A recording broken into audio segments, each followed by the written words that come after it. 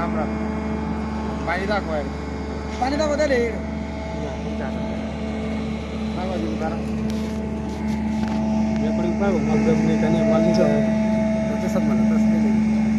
थोडं बरं आलं बाई. करा. मित्रांनो 100% सत्य आहे.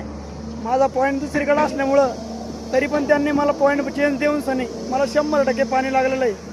तुम्ही पण 100% त्यांच्याकडे संपर्क साधा. तुमची इच्छा कुठं होती पाणी घ्यायची? माझी इच्छा होती, इथून बरेच किलोमीटर होती, 200 मीटर जवळपास, पण त्यांनी तिथं न ऐकता इथं बोलवलं.